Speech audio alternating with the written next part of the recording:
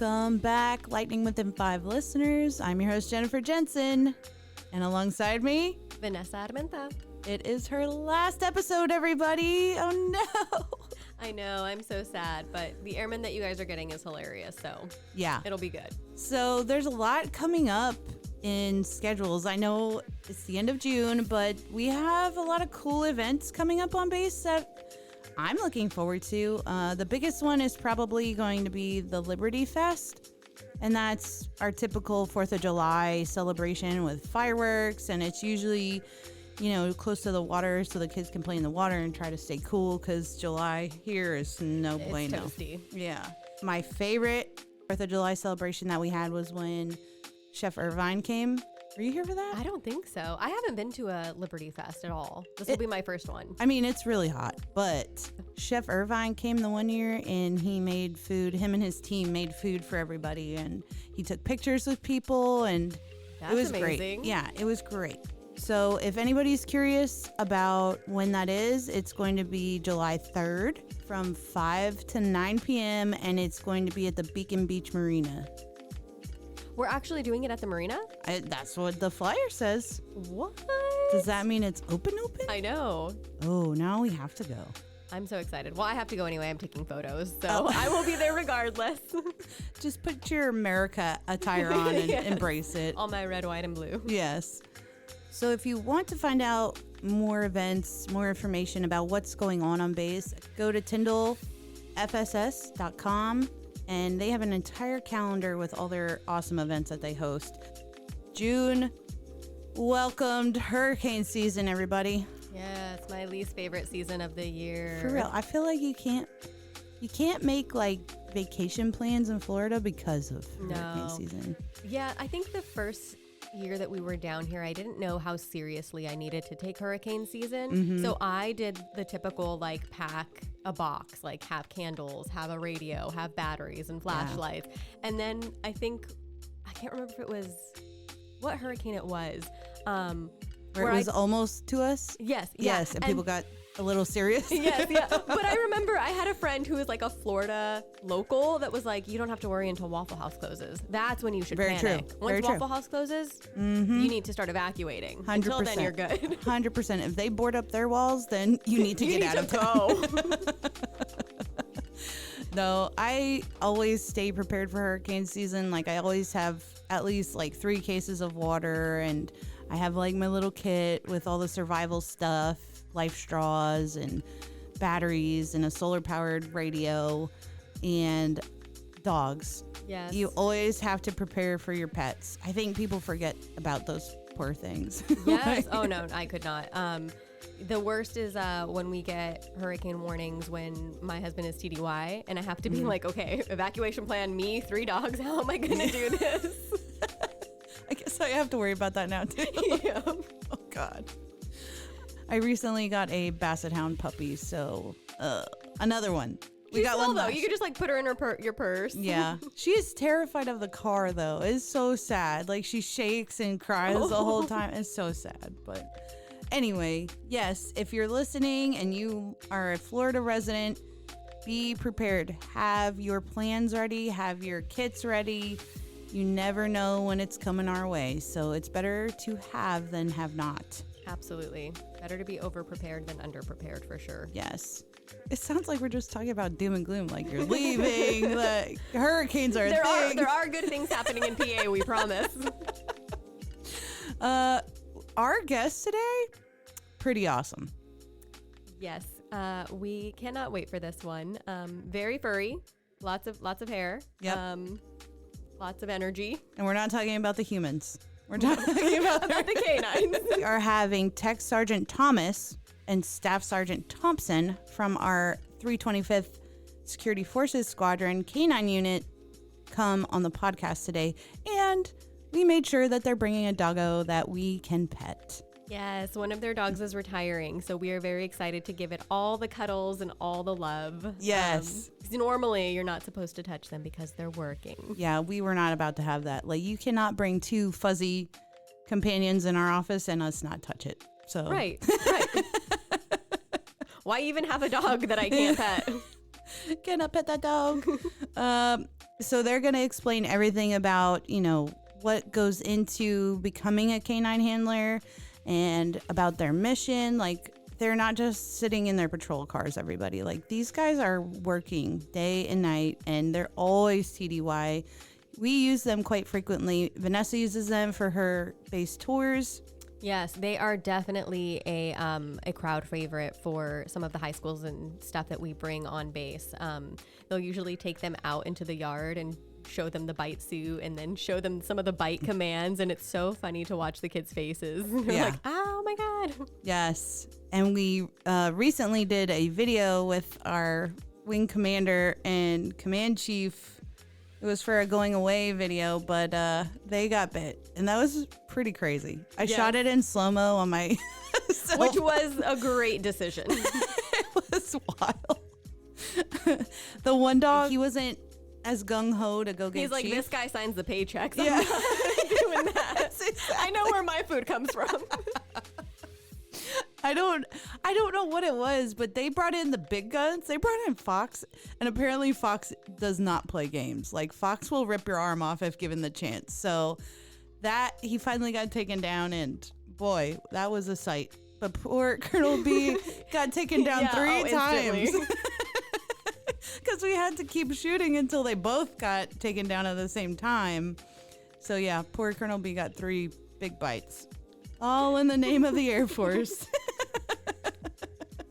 I have asked them if I could put on that bite suit during tours, and I think one time they were almost inclined to let me. I wasn't dressed appropriately for that day. I think I had a dress on, and that just wouldn't have been a good idea. But yeah, I don't know. I have like those intrusive thoughts. It's like, do it. Yeah. Do it. It would be fun. And then I'm like, oh yeah, but they're kind of big dogs. Yeah, and you're kind of a tiny person. It just looks cool. Oh my God. Colonel B had black and blue marks on his arm from Yeah, I saw that, and then I was like, maybe not. Yeah, they would probably snap your tiny arm in half. As long as I would get to pet it afterwards, it's totally doable. No, you cannot. Because you're still the bad guy. You can't do that. No, it's okay. We're still friends.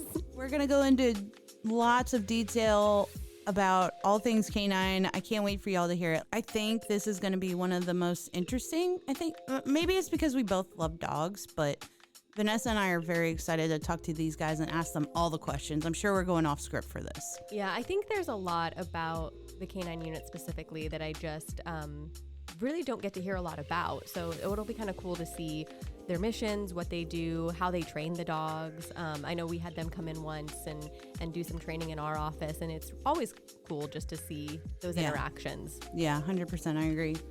All right, well, we're going to keep this banter pretty short.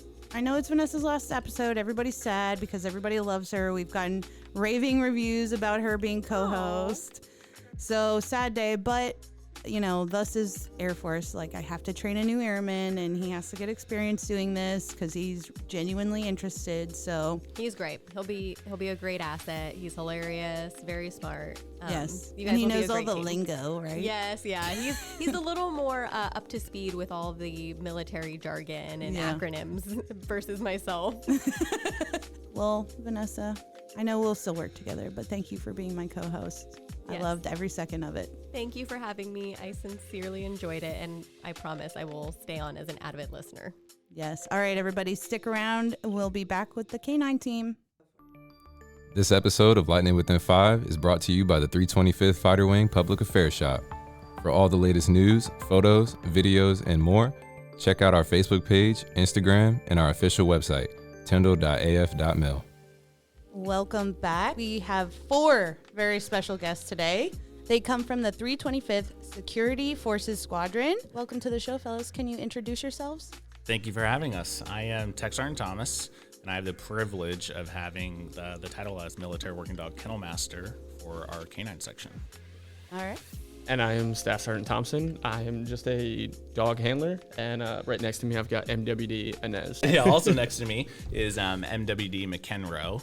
He is a soon-to-be 8-year-old purebred Belgian Malinois. He's a puppy program dog, and he has spent his entire career here at Tyndall. That's crazy. And he is about to retire, correct? He is. He's about to retire. So his time is slowly coming to an end. He's an incredible asset. extremely loyal, loves to work, and he's been all over the world. So he is going off into retirement, and MW Inez, she as well is a puppy program dog. So she is the future of the Tyndall K-9 program. Love that. Not out with the old and in with the new, but you know, we need a fresh start, right? Absolutely, for sure. And he is actually going to a loving home, correct? He is. I am very fortunate that he's going to come home with me. I'm going to adopt him, and he'll live out the rest of his life on my couch with my other 2 dogs. I love that. We have a very special background. Because you met him in the puppy program, right? Yes. So on day 2 of K-9 school, I was freshly back from an Afghanistan deployment, and I'm on day 2, and an instructor walked into our classroom and said, "Hey, watch this dog. I have to go to a meeting." And so for all of us in our class, we're like, "Oh my goodness, it's a little Belgian Malinois puppy. We're so excited." And so the instructor drops him off, and as she's about to walk out the door, we're like, "Hey, what's his name?" She's like, "It's McEnroe." And mind you, he's a tiny little guy. He just looks like a little nugget. Yeah. And so I have a photo of me holding him as a tiny little guy. And so she goes, does her meeting, comes back, takes him, and then I thought I would never see him again because the K-9 program is large. Yeah. We don't know, at that age, you don't know if he's going to go to the Army, the Navy, the Air Force, Marine Corps. And so I ended up graduating. I went on to another assignment for a couple years, and then when I came here to Tyndall, of course, I got on social media. I'm trying to find out what dogs they have, and then I see a McEnroe, and I'm like, I wonder if that's the same puppy that I got to hold in K-9 school.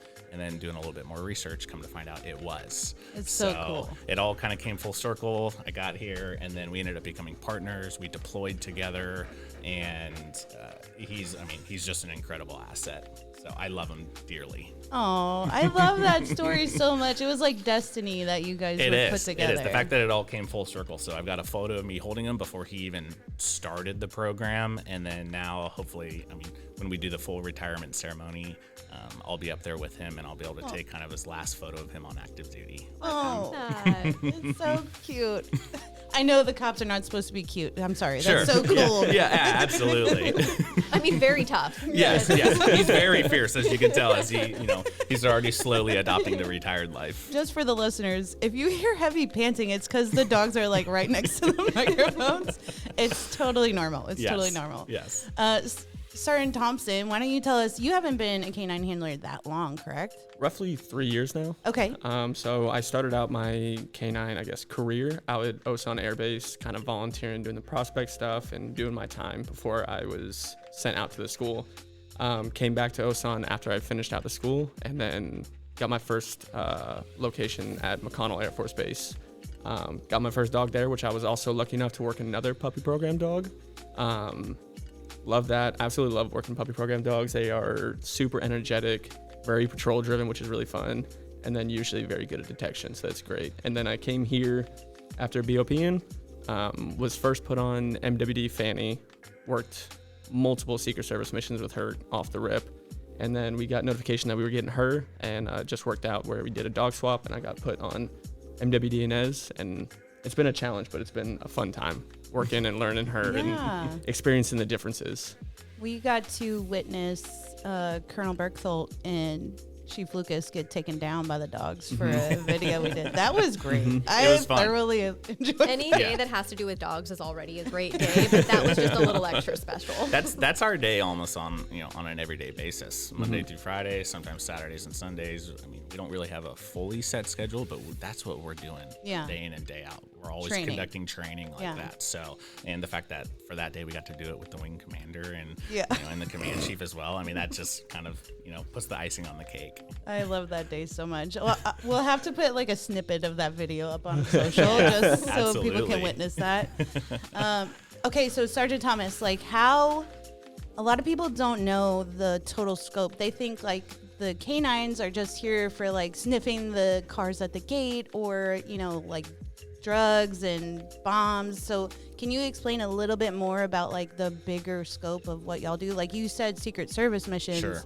So you guys are going on all these TDYs and deployments. People are not understanding how often you guys do that. Yes. So especially for this past year, the fact that it was an election year, we were extremely busy. So our number one entity that we support is the Secret Service. That's our primary number one mission. And then number two, we support deployments. And then number three is the Bayside mission.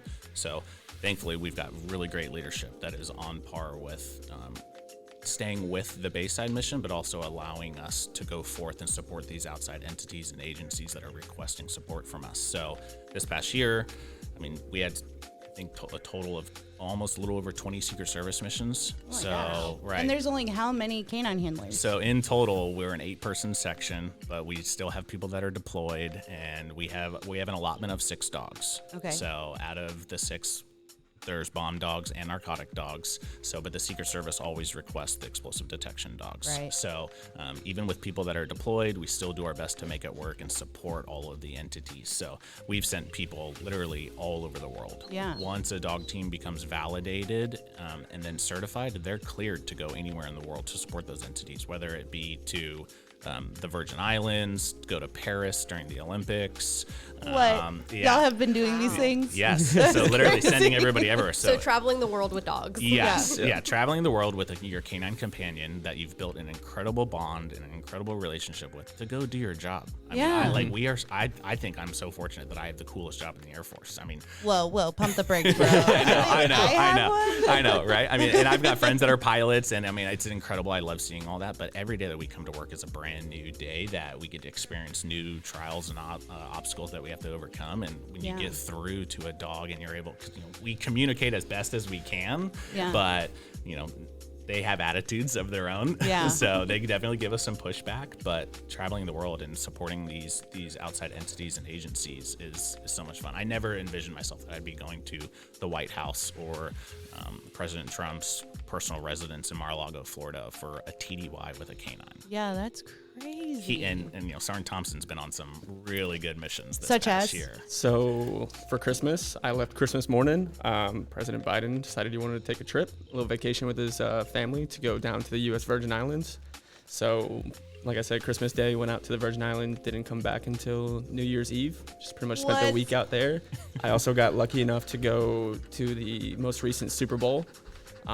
Was sweeping the entire stadium the night before. Yeah. So being able to be out there, kind of get on the field a little bit, definitely had some pretty great opportunities in the short time that I've been here at Tyndall. That's crazy. So what are you doing on these TDYs? Like, what is a typical, if you guys can share as much as you can share, what does a typical TDY look like? Yeah, so usually there's a coordinator, somebody, whether it's an agent, whether it's a military personnel who's there. They make the entire schedule, and we're just sweeping for bombs. Like he said earlier, primarily Secret Service wants explosive detector dogs, so we're just out there making sure there's nothing dangerous for either the protectees that were there or the personnel and guests that might be also at the location. Yeah, so like for the recent mission with Sergeant Gentis up in Washington, D.C., there were tons of dogs all across the DOD that were tasked with that mission. So for her, she was a little apprehensive. It's a national special security event, her first mission ever. And so we're giving her all of our experience and what to expect. And hey, here's some tips and tricks on what you should do or look for and whatnot. But I mean, you can go from sweeping a parade route to literally searching the bedroom in the hotel or the restaurant that the protectee is going to end up going to, or like he got to go to the inauguration, and you might be in the Capitol building of some sort. So it's wherever your coordinator needs you or you're tasked to go and conduct your explosive detection sweeps, you're going to go and employ the dog in a gainful manner. That's wild. You guys have more experience and more like high caliber events that you've attended than 99% of the Air Force. That's crazy. And that's kind of the cool thing, is that it's kind of a hidden secret with us, is that most people see us, we're either out at the gate or in a patrol vehicle of some sort, and they just think that it's, you're just hooking up a leash to a perfectly trained dog, and the dog does whatever you want, and they don't see, all the work that goes on behind the scenes, or the events that we go and work, or the outside agencies that we get to work with. Yeah. So that's so crazy. it's a blast. We had a really cool experience recently where you guys brought one of the dogs in for training, one of the narcotics dogs. Yes, ma'am. So that was really cool to see how you guys train the dogs to be able to detect narcotics. But how do you do that with a bomb dog? So we do it literally the exact same way. So The only difference is the variable of what the dog is searching for, whether it be narcotics or explosives. The training is still of the same manner. It's just the handler actions are a little bit different, because ultimately narcotics aren't going to potentially be detonated, set off or whatnot. So with a narcotics dog team, you can kind of put your hands on stuff and move things around to do, to further your search in some sense. But for an explosive dog team, you're going to be a little bit more standoffish. You're really going to allow that dog to work, but all the dogs are imprinted on their odor that they're trained on when they're at what's called DTS, which is dog training school. It's basically BMT for the dogs. So they have their version of basic training. We had ours, and once they pass DTS, that's when they get sent off to their bases. So so the dogs get imprinted on all their odors. They pass DTS. They come to our base, and then it's up to the kennel master trainer and the handlers to further their training. So like the training we got to do here, I came in, I planted narcotics. That they're safe narcotics, because I go into a lot of locations and buildings, and I'm like, yes, can we do training in this building? I'd like to plant some of the narcotics that the dogs are trained on, and they're like, wait, what? You're bringing what into my building? That's and I'm exactly like, my reaction. Yeah, Our lieutenant walked in and she was like, security forces is here with narcotics, and I was like, why? I'm like, and sometimes I joke with people. I'm like, I just want to put methamphetamine, heroin, cocaine, and marijuana in your building, and they're like, whoa, what? And I'm like, no, really, I have it. So. And they're like, oh my gosh, hold on. So ultimately, I planted it here in the building, and then I bring in the dog team and the dog team, the handler and the dog, and then I literally give them their parameters, and they are going to conduct a search as if it was we had real intel that there were narcotics in the building, and they're going to do their best to ultimately locate the source of the narcotics, so that way then we can push that up to our leadership and whatnot, and ultimately to make sure that narcotics aren't on the base, or explosives, vice versa. If you see our handlers that are out and about, like my handler that's on the road today, she's on patrol. She's working a 12-hour shift, and she has to... Yeah, so she works 5 a.m. to around 5 p.m.-ish, and we have certain criteria. No matter what the weather is, she's out there, and we have certain criteria for, it's called utilization, basically employing the dog in a gainful manner throughout that shift. And so she's constantly doing walking patrols everywhere. So you'll see her walk into your building. Hey, I'm just doing a walkthrough or a walking patrol. You might see her in the BX, the commissary, the MPF building or whatnot. So, and usually in that time that she's out and about with the dog, that dog always is working. So if all of a sudden that dog pulls towards a certain room or a closet, and that dog gives her the dog's final response, which is an indicator for, hey, there's something here that dog's trained on, we're then going to take the appropriate actions to further investigate and make sure that the area is safe. This is wild. This is like blowing my mind. Like, I do not give y'all enough credit. Like, I'm like, oh, they're good guards. Yeah. No offense to security. When it's okay, we get it all the time. Yeah, especially as dog handlers, we get that. We're like, oh, you guys are just dog handlers. The dogs play with dogs. Yeah, you just play with dogs all day. Which no, I can't imagine. Like, I'm trying to train a puppy right now, and it drives me nuts. Hard. I can't imagine the amount of training that y'all have to put into not just puppies, but like continuously, Right. And that's why we always say like Mondays are kind of crazy for us, because the dogs, a lot of people don't know this, but the dogs don't go home with us. Yeah. They stay here on Tyndall. They're assets of the fighter wing. We have an incredible $5.5 million K-9 facility on base. Yeah. So the dogs stay there. So, it's really kind of like a prison cell for them, unfortunately, as much as I hate to say that, but it really kind of is. I mean, because the dogs, they're not allowed to interact with one another. They don't play. All of our males are intact. We want them to have as much testosterone flowing as possible. So, and they'll literally try and create, they'll try and assert dominance. So a lot of times it's the female dogs that try to assert a little bit more dominance to show Queens. that they're big. Yeah, exactly. I'm all for it. So, and Inez is one of our new little queens. So, so we don't allow them to interact with one another. So over the weekend, if somebody's, if we don't have dog handlers on shift or whatnot, they're just in, a four-walled cement. How do they get kennel. fed? Well, we come in and we feed them. So, and we take care of them, and they're on a schedule with us. But so that's why. Do they at least get yard time? Like if you're talking a prison, right? Yeah. Over the weekend, no. So over the weekend they are in their kennels. But it's their recuperation time. Yeah, so because we've worked so hard Monday through Friday, that they have to have that downtime. So, Yeah. but at literally the push of the door handle, all the dogs start going nuts. Oh, they're ready to because go. they're just fired up because they can't see the door handle. So they're Yeah. like, is that my mom? Is that my dad? Aw. And then, if it's not their mom or dad and the handler passed by their kennel, they're like, no, take me out. Let me go and play. So, and then the dogs come out and we'll take them into the obedience yard, or they end up going to work or whatnot. And they're just like, let's, So excited. All their cooped up energy. literally all their cooped up energy. So, Belgian Malinois are highly known for having tons of energy, being extremely intelligent. Yeah. And so, come on a Monday, they're like, let's get after it again. So, yeah. I wish I faced Mondays with the same enthusiasm. Yeah, I do not. absolutely. Yeah, I require coffee or maybe an energy drink. Halfway through today, just to kind of kickstart my week. They already come. They're just running off of amped up. testosterone. Yeah, yes. Power. Yes. That okay. and sheer will to get after it. Yeah, and you kind of have to calm them down because it's just like people. You come in on a Monday, don't really remember exactly what you need to be doing. So Yeah. it's kind of the same thing with the dogs. So you kind of have to, what we do is we bring them out to the OB yard, do a couple obedience tasks just to kind of get them back in that mindset of, hey, we're here to work, we're here to do things. Yeah. Because, I know I do at least on the weekends. I tend to brain dump whatever I did on Thursday or Friday.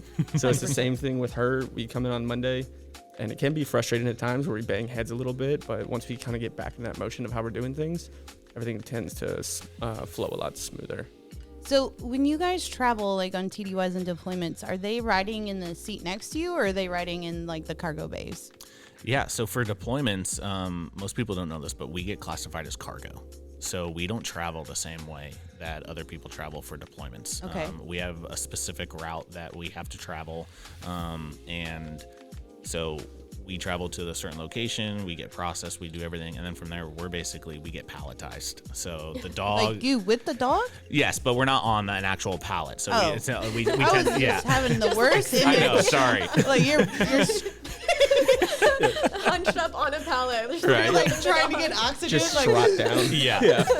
we don't fly the same way as everybody else does, I guess you could say. Yeah. So we tend to get our own pallet for deployments because we're traveling with so much gear. that's the other question. Like, how much stuff do y'all have Yeah, to take for them? My last deployment, I think I had a total of 8 bags. Oh my And these are gosh. large bags, but also in total, you're talking a gun case, you're talking a dog kennel. Because I have to travel with all my gear or everything that's going to be required of me, and then I'm going with at least 2 of everything for him as the asset because I have a saying that they hear me say it all the time, is that I would rather have it and not need it than need it and not have it. Yeah. That's the method I use for packing too. Yeah, I'm like, I will take a ton of different outfits if I'm going on vacation or what. I want options. But for them, it's, for the seriousness of what we do in deployments, we could be in a really bad location, or and depending on the mission set and what's needed of us, I'm gonna say, okay, no, I don't need this 30-foot leash. I'm gonna need this piece of equipment, or Right. I don't want to put this harness on them due to the mission set.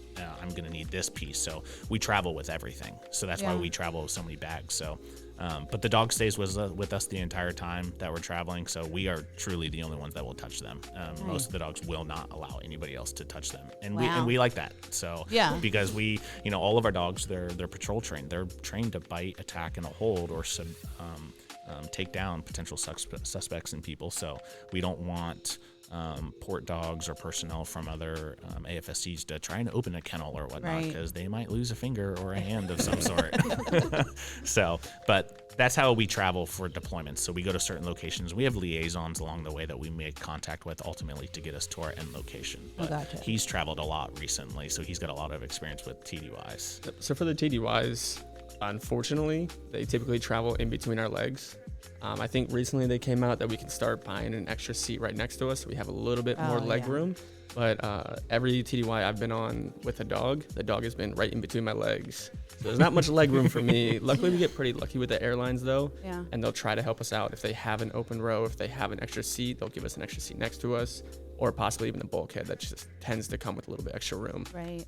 I've gotten pretty Yeah, lucky. They might move people potentially Oh, as well. okay. Sometimes people are scared of dogs and they don't want to be anywhere near us, so they'll be like, "Oh, hey, okay, we'll move you to this seat," and then we ultimately you're like, get "Bye." Yeah, I'm like, "Adios, thanks." I get a little extra space, so my foot isn't falling asleep, Yeah. as it's tucked up under another seat. What a nightmare. I hated, like, when my son was a baby, like, I hated flying with him on my lap. I'm like, I can't get comfortable. I can't imagine a dog in between my legs that Yeah. whole time. Like an 80-pound dog. Yeah. So I've gotten lucky that the past 2 dogs that I've really traveled with, they're very calm. As soon as that plane takes off or as soon as we sit down, they are laid up in a ball in between my legs and they sleep the entire time. Like my last dog, Fanny, when the plane would land and it's time to get off, I would have to almost drag her off the plane because she's like, I don't want to go. Like, I'm comfortable. Yeah.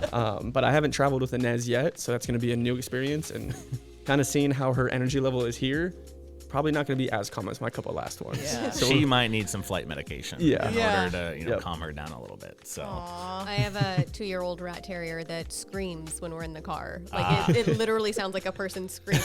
She'll do it for like the first 10 minutes and then she calms down. But yeah, traveling with dogs is no joke. No. Yeah, I would say, especially on a plane. So, granted, I mean, once you're on the plane, we're very fortunate here at Tyndall that all of our dogs are great travelers, and we've all traveled a ton for Secret Service missions or deployments. We're always being tasked with those. But I would say the one nice thing is that when you're in the airport, because our biggest concern always is safety. Ourselves, safety of the dogs, safety of those around us. So whenever we're traveling, the dogs are always muzzled because you just never know. There might be that 5-year-old kid that sees a puppy that wants to run up from behind you and try and grab the Gets dog. excited. Exactly. So Do you guys get that often? Like, yes. Oh, Yes. no. Yeah, can I pet that dog? You know, that, or it's, oh, my aunt has a German Shepherd that, and we're like, oh, thank you. That's wonderful. This is a Belgian Malinois. So, love that for you and your family. But the dogs are always muzzled while we're traveling. So, but usually when people see us in the airport, they part the seas. So we usually get a clear path because they see a big Belgian Malinois that's wearing some form of a harness or a vest, is muzzled, and they're just like, oh, stay away. So they literally, McKenra for him, he always just walked in front of me, and you just see people just divide. So you're like, cool, I have to go from one side of Atlanta airport to the other, or I got to make this connection flight in Phoenix, and I've got 20 minutes to get there. No problem. Heck this is easy. So it actually turns out, like, when I travel, outside of work, I'm like, man, I wish I had a dog with me to get me there. So, because we also don't have to go through TSA. Yeah. They're federal bomb dogs. Yeah. So we don't travel the same way. We get a little bit of privilege. We go through side entrances. We sign in. We authenticate who we are. The fact that we're traveling on behalf of the Air Force and the Secret Service. So we don't have, we don't have to go through. Life of luxury. I know. Oh my gosh. I'm like so flabbergasted that you guys get to do all these cool things. I mean, granted, you're working, but Sure. like the Virgin Islands, dude. Seriously. Right? Yeah. Yeah. Were so you working? I was working very hard. Okay. Yeah. I was working very In your hard. On your Trunks. tan. Yeah. Maybe. He had a beachfront, balcony that he walked out Stepped on. right out of my back door balcony, and about 10 more steps, and I was right at the water. Yeah. That's So I would just go out nuts. there with MWD Fanny, and we would just hang out for the morning. So Yeah. you're saying you want to go back to normal security forces? Is that what you're saying? Not particularly. Yeah, I'm trying to stay canine as long as possible. pretty happy where I'm at. My time is coming to an end. I mean, ultimately, I volunteered to go canine. I actually got my first dog bite happened before I was even a dog handler.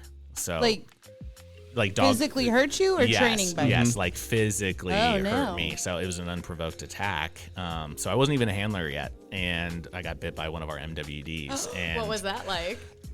traumatic, but it didn't deter me because I knew I wanted to stick Yeah. with it. A lot of people thought I would probably never want to go back to it because ultimately I almost had my arm amputated Shut up. due to it. It was that bad? Yeah, well, You've had some rough ones, it's though. a long story about ultimately what happened, but President Obama was speaking at the Air Force Academy graduation, so the med group on base was closed. So after the initial bite, I had to go off base, and the off-base hospital, when they did their x-rays, they missed that part of the dog's tooth, broke off in my wrist joint, and they stitched all of my puncture wounds up. So I developed a major infection in my arm. Oh my gosh. So I saw military doctors that Monday, and they were like, all right, roll up your ABUs. So the doctors, they were looking at my arm. They're like, oh my gosh, when did you eat last? And I was like, oh, I ate, a little bit ago. And they were like, ugh. So they drew a bunch of Sharpie marks on my arm. They're like, come back tomorrow morning. We have to assess this.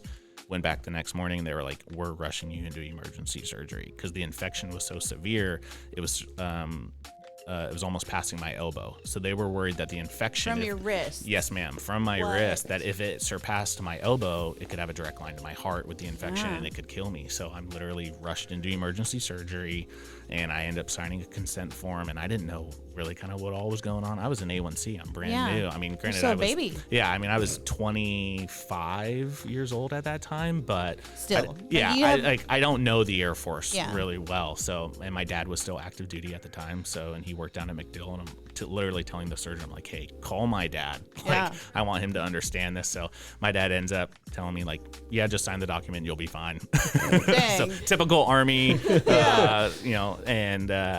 so that thankfully they did the surgery, they cleaned out my arm, and I woke up and the first thing they said is, you still have your arm. And I was like, oh, thank goodness. So I went in. Like, was that ever in doubt? So I went into the surgery not knowing if I was, because they basically said like, if the infection is so severe while you're under, like we might have to amputate your arm.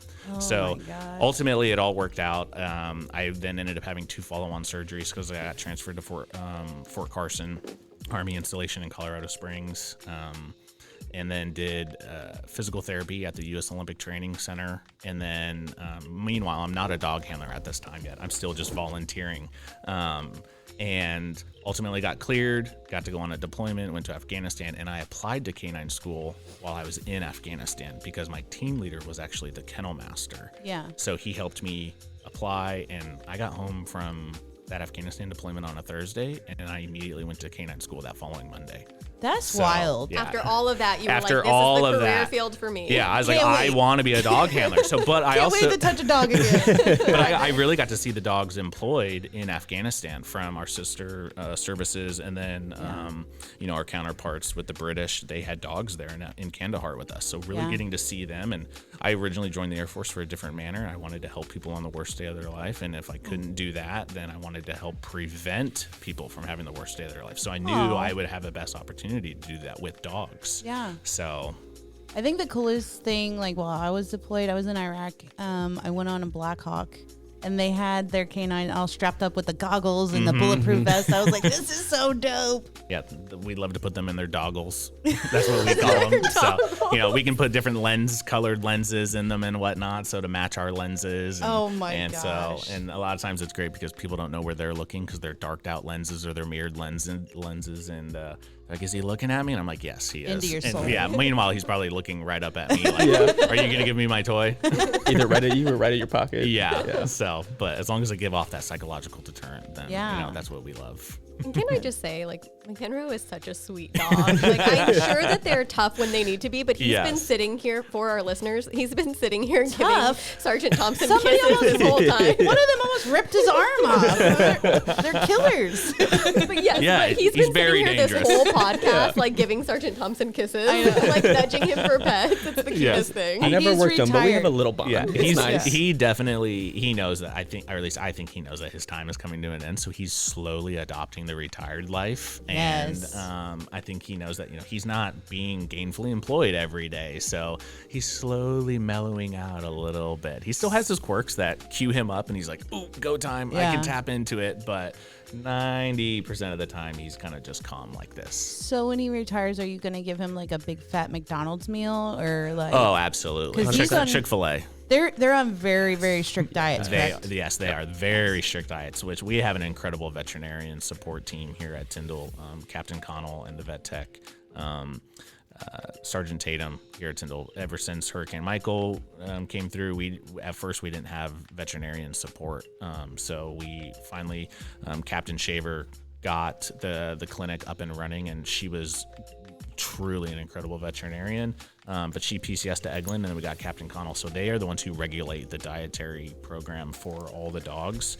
And most people are like, oh, can we send them treats and give them bones and this and that? And Yep. not gonna happen. So they are highly regulated. Most people think like, oh man, they must get treats all the time and stuff. And no, it's Yeah. very, Their very Kong, strict. their toy is Their treat. toy is their treat. Yeah. So they work extremely hard just for that little black or red ball. So yeah. Do they all have like the same Kong or?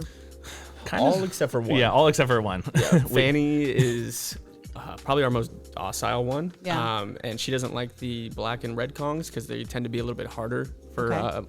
older dogs.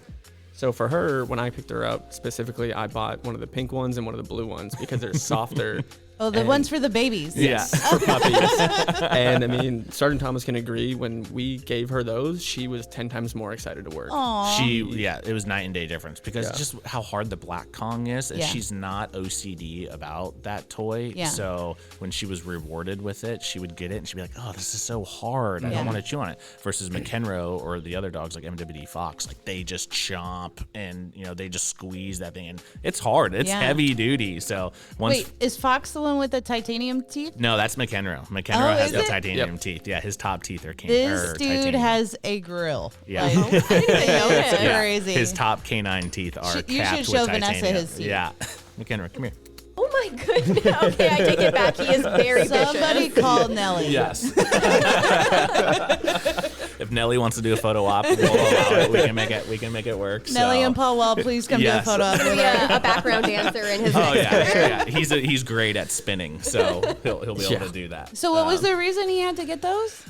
So we were actually doing a demo one day, which a lot of people know that we do demos, and if you don't, we do demos. Yeah. So we were doing a demo, and he was fleeing after our subject who was wearing the bite suit, and the subject ended up turning at the last second, but McEnroe had already launched in the air, so he's fully airborne, flying like a little fur missile going at the subject, and he was committed to biting and apprehending the individual, but he caught the individual with kind of the side of his mouth. So his momentum, because he had so much run-up space, carried him forward. So it broke his tooth. It sheared his tooth basically right in half. Yeah.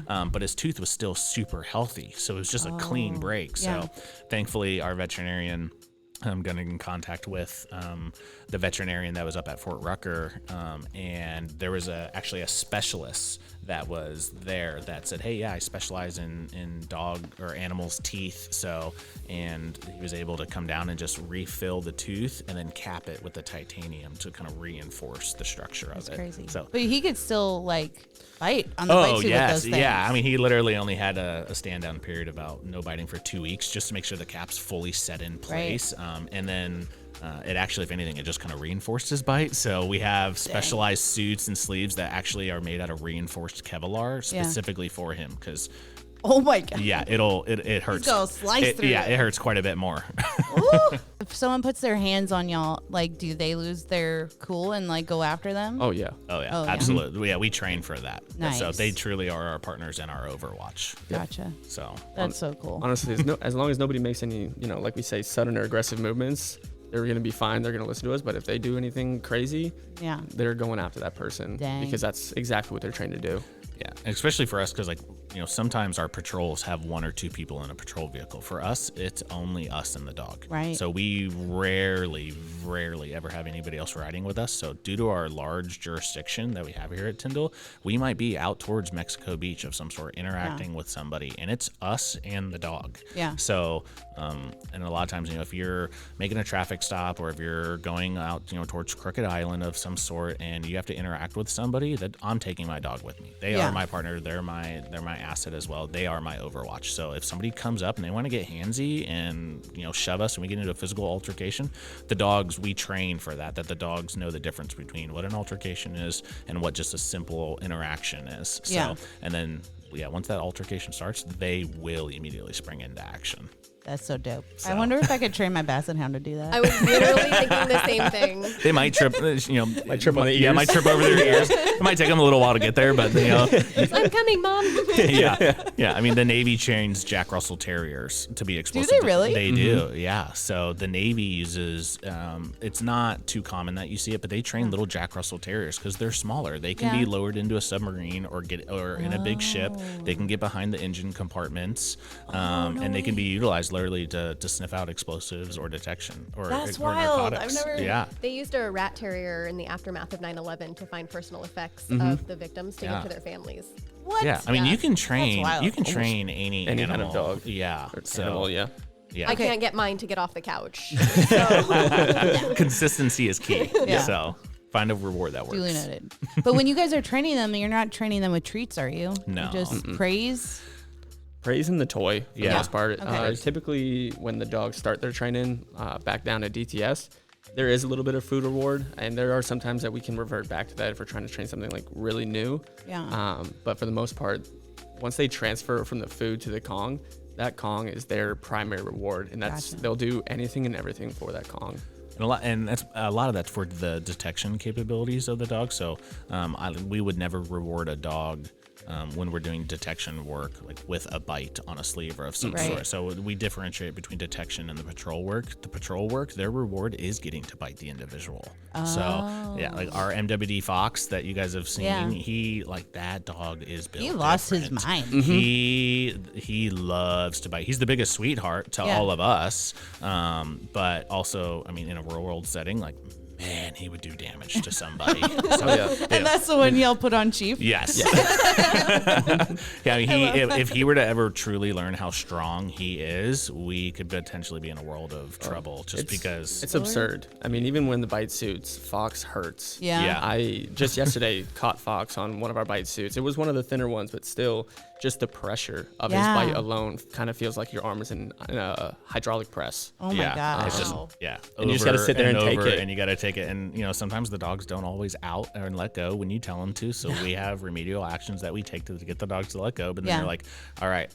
So my job as the kennel master or trainer is to assess what's going on. And we're like, okay, we're going to make a minor tweak here and let's try this avenue. So it's like, all right, decoy, go hide again, and you're gonna take another bite. My gosh. Or switch arms of some sort. Oh, by the way, we have to do this with 3 more dogs. So, and we're gonna do this outside in the middle of the summer. Yeah. So not only are you in pain, you're also hot and sweating. Yeah. As a dog handler, you will lose weight from sweating so much while we're. I realize that I'm saying on to a lot of these things because they're cute and funny, but they're killing machines. I know. I'm like all these really tough, cool things, and I'm like, oh, but they're doggles. Yeah. And they're bonding. Or we put them in their little booties. So, if the ground's hot or if the asphalt's going to be real hot, we don't want their paws. Yeah, we don't want their paws to melt. So we not because it looks cute. Yeah. That's just a bonus. There might be a company that makes little croc ones that one of our handlers has orders. She's like, oh, they're so cute. Yeah. Oh my god. And I'm like, no, you need to be tactical. You just put them in sports mode. Don't get them in pink. Yeah.